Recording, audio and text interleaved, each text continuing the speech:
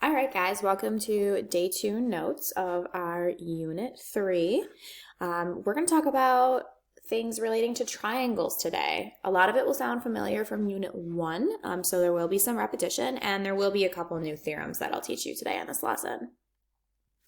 So first things first, let's talk about the difference between equilateral, isosceles, and scalene triangles. As previously mentioned, a triangle with 3 congruent sides is called an equilateral triangle. Now, something else we talked about in prior units is equilateral triangles are also what is called equiangular, where each of the angles are the same. So they would each be 60 degrees, since we know the sum of the interior angles of a triangle is 180. In an isosceles triangle, we have a triangle with 2 congruent sides, which we call the legs. And we also have 2 congruent angles, which we call the base angles. Now, over on the right, you're going to see a nice little label diagram of what an isosceles triangle looks like. The vertex angle is this guy at the top. Down below, these are your base angles, which are opposite the congruent legs. So these are 2 new theorems that we're going to discuss. First one, if 2 sides of one triangle are congruent, the angles opposite them would also be congruent. So that's actually referring to this diagram over here on the left. So you'll see I have AB congruent to BC. So therefore, according to the theorem, the angles opposite them would be congruent. So I'm just going to add a little note down here. Then angle A must be congruent to angle C. The second theorem is if 2 angles of one triangle are congruent, then the sides opposite them are congruent. So that's this guy. So you'll see I have angle A and angle C marked congruent, which then means that the sides opposite them must also be congruent.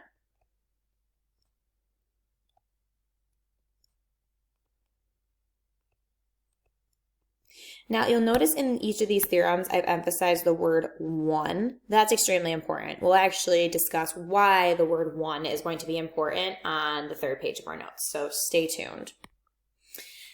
Finally, scalene triangles. This is a triangle with no congruent sides and therefore no congruent angles. So another thing to note about just triangles even in general is the largest angle is always going to be opposite the longest side. So in this picture here, you can see that this is clearly the longest side, which means the largest angle would be across from it. Now this works in the thought process of smallest angle as well. The smallest angle is going to be opposite the shortest side. So I would say that this guy right here is your smallest angle. All right, moving on to our next page.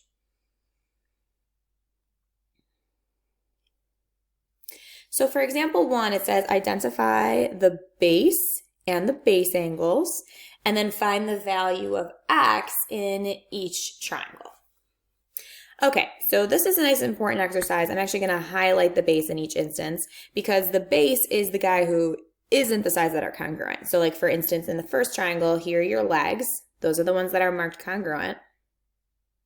That's the base. In triangle 2, here's the base. And triangle 3, there's the base.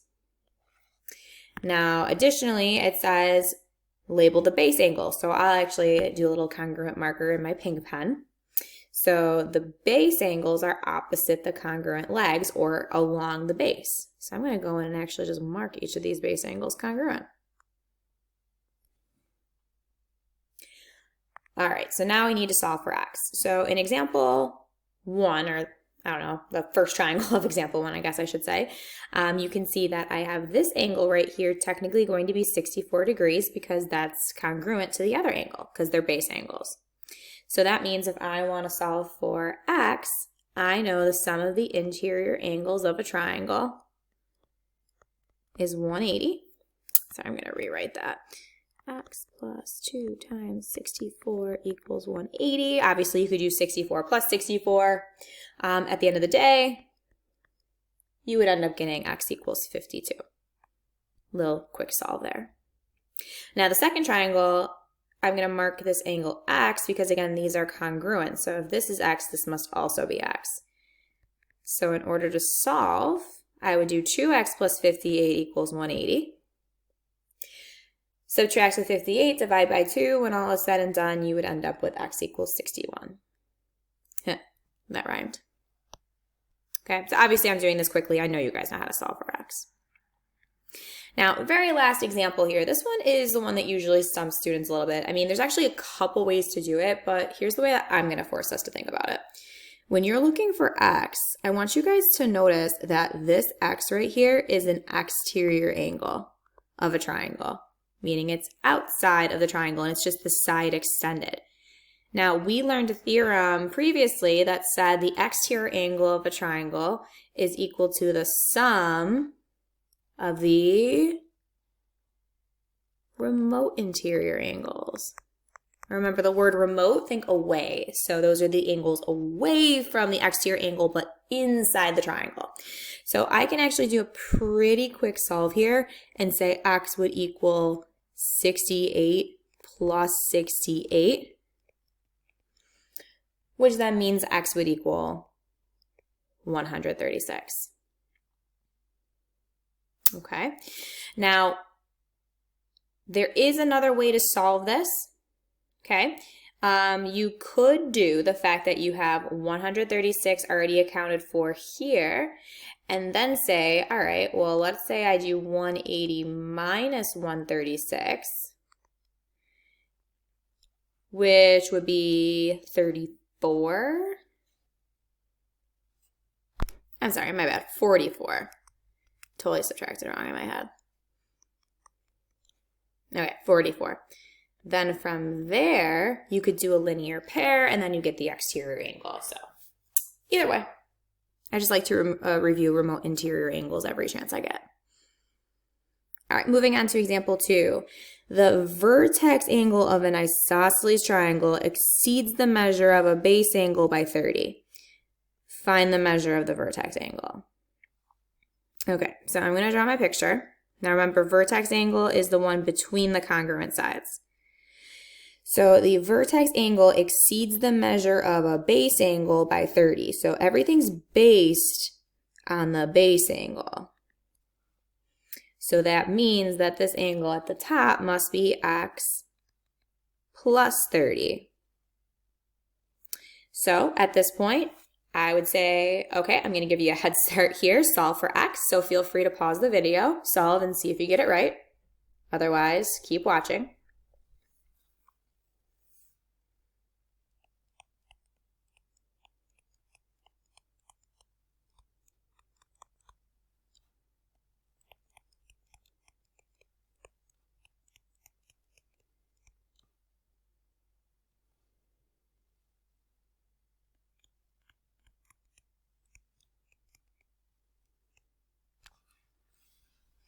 Okay, so what you guys can see is I did x plus x plus x plus 30 to solve, to set equal to 180, and I got x equals 50. Now from there, remember it wants the vertex angle, and the vertex angle was represented by x plus 30, so your final answer would be 80. All right, number 3, in the following diagram, line L is parallel to line M. Find the value of x. Okay, so first thing I'm thinking is the reason they're giving me parallels is there's got to be some angles I can move around in here. So first thing I'm noticing is this 50-degree angle, which can help me get a little alternate interior work going on. Now from there, I know these two sides are congruent because it's marked, so that means these opposite base angles must be congruent. Okay, because if two sides of a triangle are congruent, the angles opposite them are congruent. Now, from there, I actually can do a little bit of remote interior work again, because that's my favorite thing to do here. Angle x, or the value of x right here, that's another exterior angle. These would be the sum of, these would be the remote interior angles, so I can tell you right away, without having to do much math here, that x would equal 50 plus 50, which is 100. Sorry, that doesn't really look like 100. Let me rewrite that. Now, as I mentioned in the previous example, you technically could say, all right, then this must be 80 because the sum of the interior angles of a triangle is 180, and then do a linear pair. Either way, we're going to arrive at the same answer. Okay, so number 4, we have AD parallel to CB. Okay, and I have some sides being congruent in here. Find the value of x. Again, first thing I'm thinking, all right, 2 sides are congruent, so the angles opposite must be congruent. Now, I'm noticing that these are alternate interiors. So that means that if x is here, x must also be there at B, which then means that x must also be located there at C. Okay, because those would all end up being congruent. Again, if 2 sides of a triangle are congruent, the angles opposite them are congruent, and then I had some alternate interior angles in there. So in order to solve for x, it looks like I would just do 2x plus 30 equals 180. So 2x equals 150, so x would equal 75.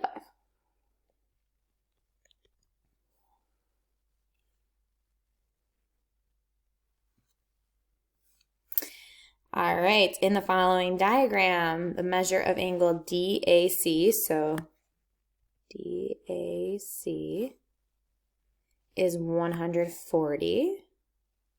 So that whole angle is 140.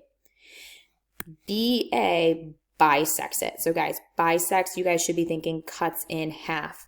So right here, I'm actually going to go ahead and say, all right, then that means each of these must be 70. Find the value of x. So what I would do then is look at those parallels. Remember AB, oh, I'm sorry. There's no parallels in this. What am I talking about? I would look at the fact that these are congruent, excuse me. So with that being said, that means the sides or the angles opposite them must be congruent. Now remember this angle 70, so that means that this angle at B must be 70, which means in order to solve for x, I would say 70 plus 70 plus x equals 180. So 180 minus 140 is 40, and that would be our angle. Okay, so something, again, I want to just remind you guys of, because sometimes students forget this. This is an angle bisector because you're cutting an angle in half. So our theorem is an angle bisector divides an angle into 2 congruent angles. All right, cruising on along.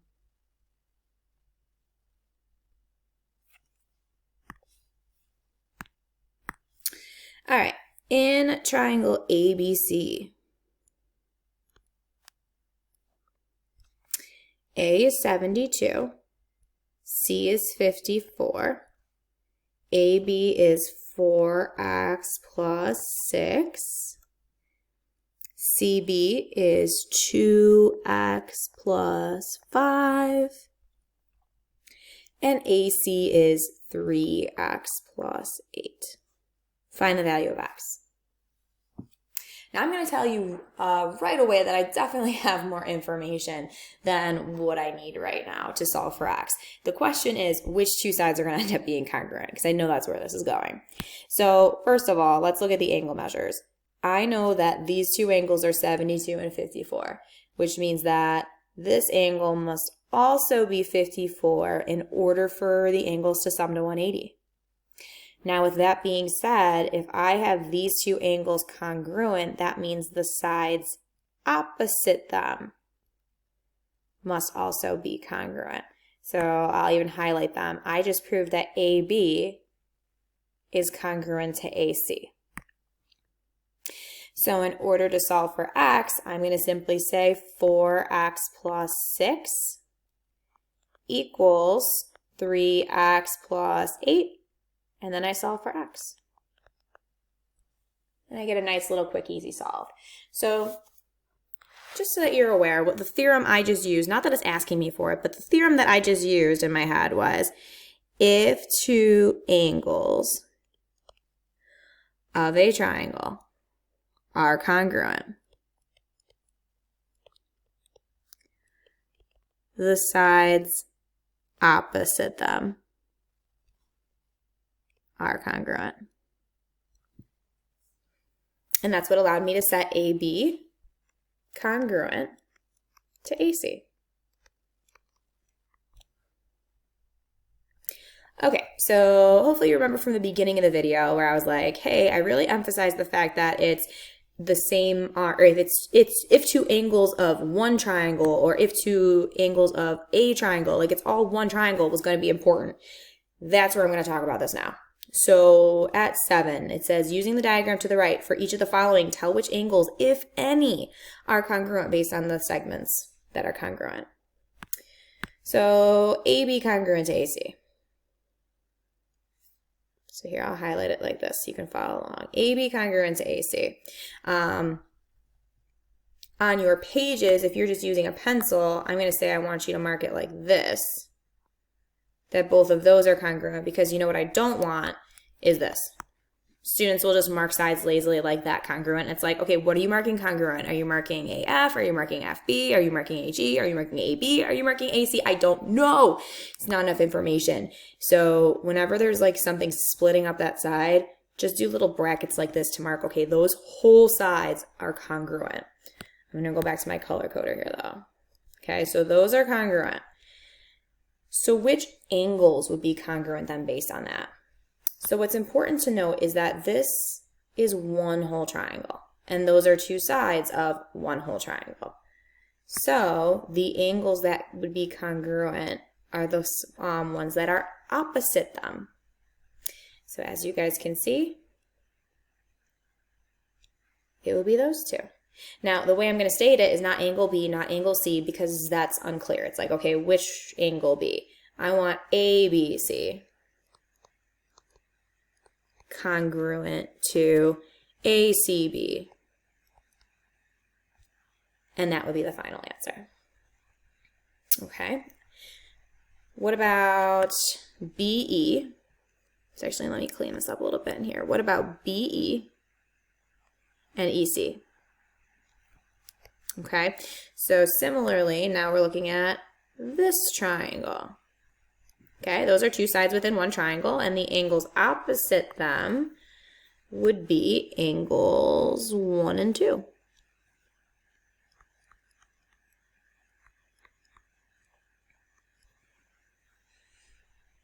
All right, last one we'll look at here. Let's say I want FE and EG. So FE, EG. Okay, now instinctually some kids will say, well, 3 is congruent to 4.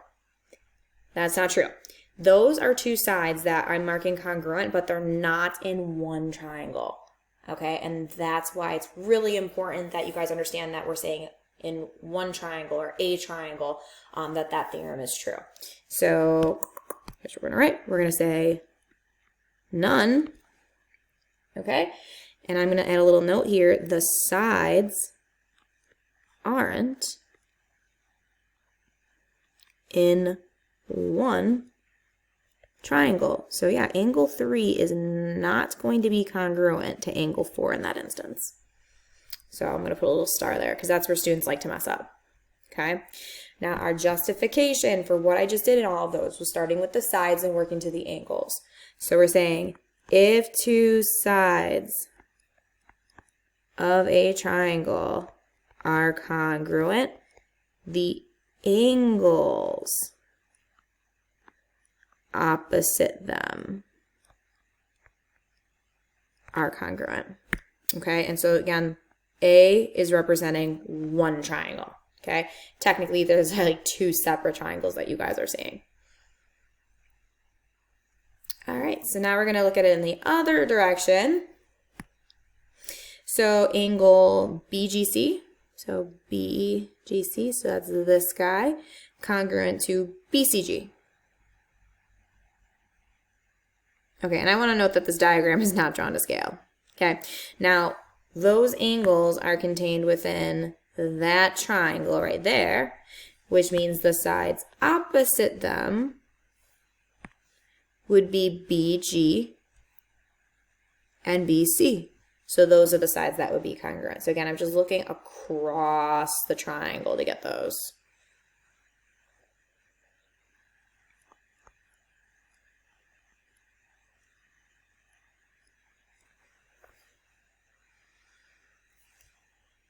Okay, next guy.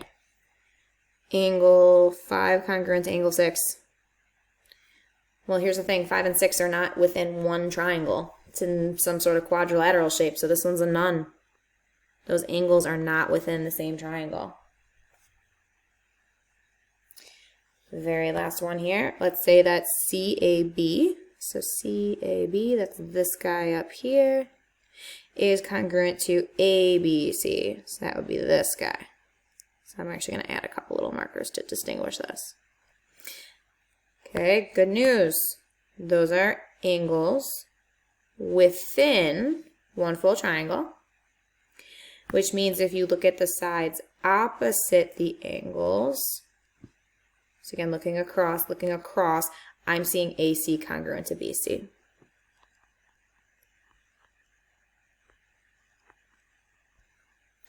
So my justification is, oh, and before I move on, when I say AC, you could also say AGC. That's fine as well.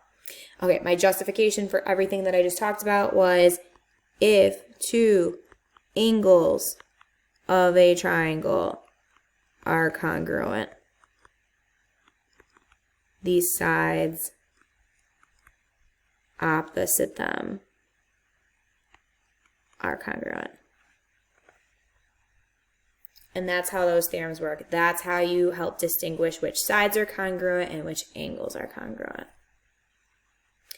Okay, and that concludes our day 3 notes. Or day 2. Day 2 notes.